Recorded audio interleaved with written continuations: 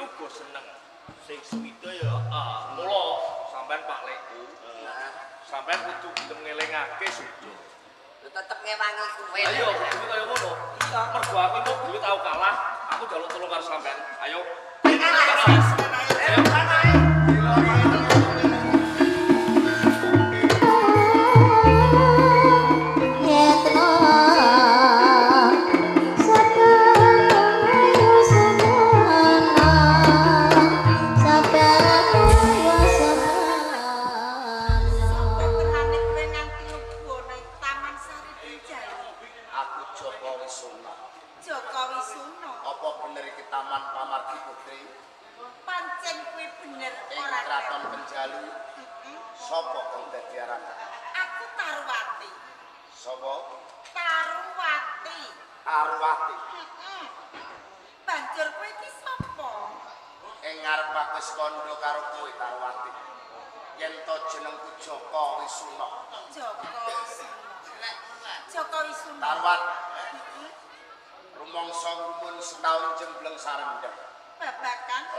pisan aku ketemu bocah wadon sing ayune kaya dening kowe.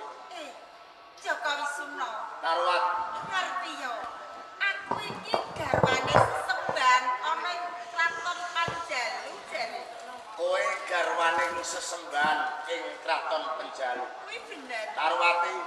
Joko Wisuna. Ora idep kowe kuwi garwane sapa? Mergo nalika aku ketemu karo kowe rasaku wis beda aku ketemu karo bocah wadon liyane. Tegese aku tresno karo kowe. Tresno karo aku.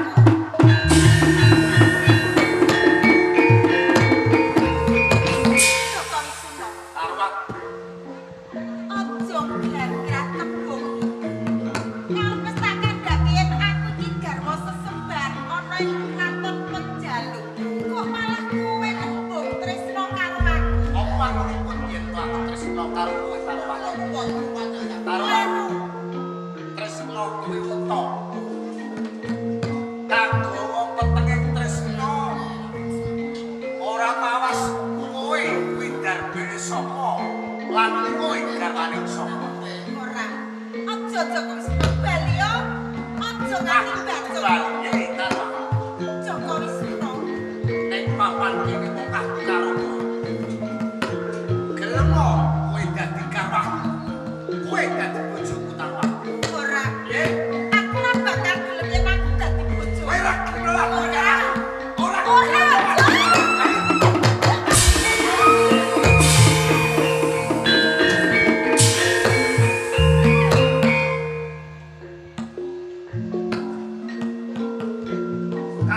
Kapan Tarwat? Wis kelakon tak pawasa. Wis kelakon tak rasakake Tarwat. Arep bangga kepiye meneh kok menawa iki dalan.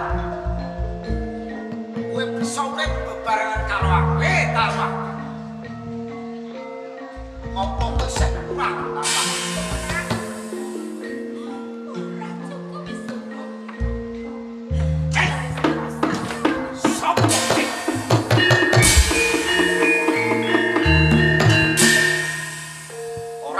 Dadak kowe nyarwe langgang kuwonku cedak melawan Tarwat. Bos. Manut ora gegrek iso tata jalma sepewe. Nek pancen menungso tunggal kaya dene aku. Ayo. Tanding nganggo cara sakya. Bukan gedhok. Yen pancen kowe kuat kan kakan dhewe. Kelakon tak ketok sirahmu kowe. Tarwat.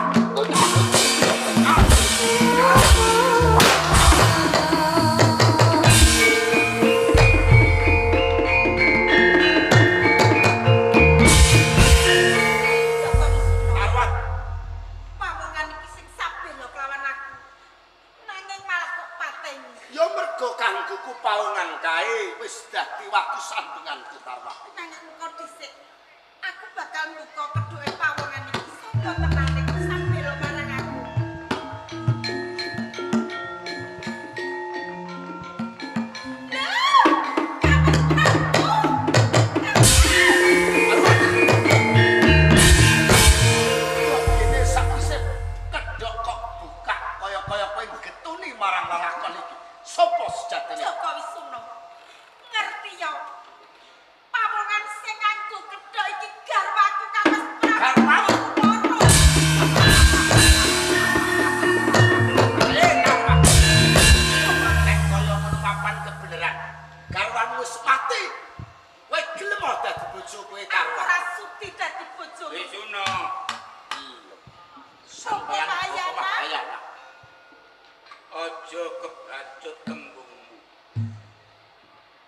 sak tenane sing kok pateni iki wong tuamu lanang.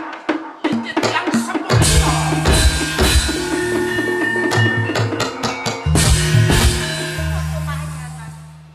Arwati apa ora eling iki Joko Wisuna anak sing tak bantang biyen.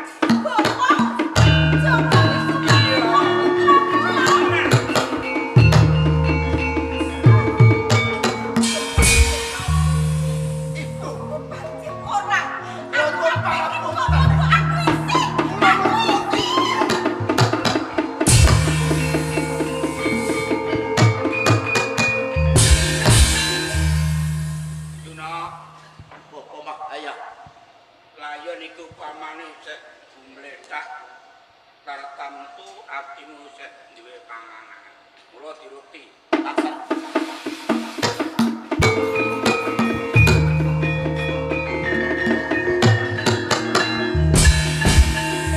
Payah. Dosa menapa ingkang kula sadhah Bapak. Jejeripun kula anak ingkang tegel mateni dhateng tiyang sepuh kakuh. Kula anak ingkang mentala nyenengi dhateng ibu kula piyambak.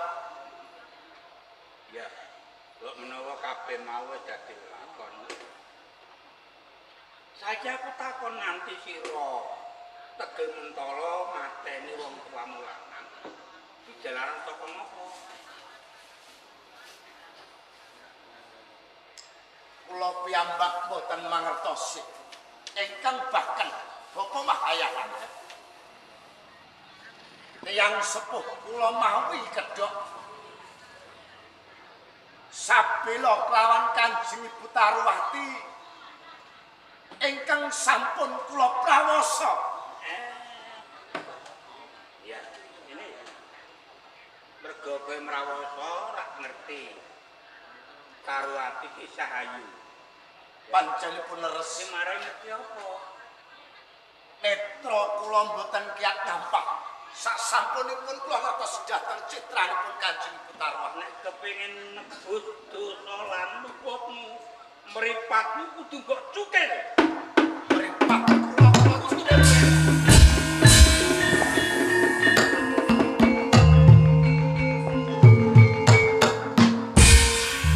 Bapak Mahayahan. Kanthi panembu sing laku kabeto saking pakarti kula ingkang nalingsir saking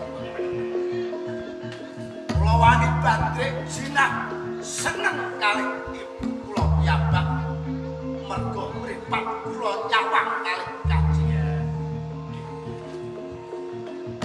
sampean kinarya seksi mripat kula badhe kula cukah.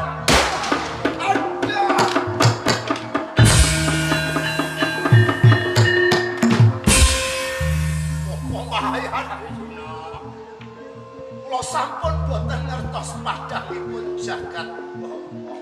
Nadyan kowe ora ngerti kebiaring jagat. Rikala semono sira nggunakake nggayak ibumu nganggo apa? Ngangge tangan kula. Tanganmu kudu kok ketok.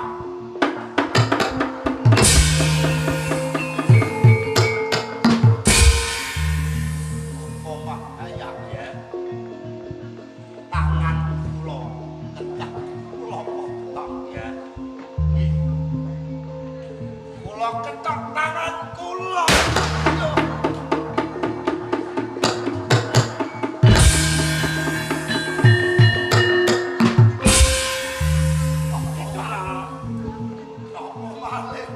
Kok nganti kowe teka jroning taman penjalu. Ki nggunakake apa? Nuruti dhateng ati kula.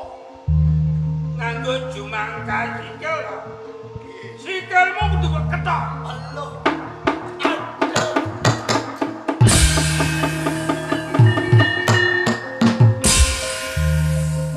Tanganmu putung, sikilmu putung, mripatmu utuh. kowe isih duwe rasa. Kersa pripun? Wong murid kaya kowe kok nyenengi ibumu, mateni wong tuamu lanang, luwih becik mati. Mati. Mati.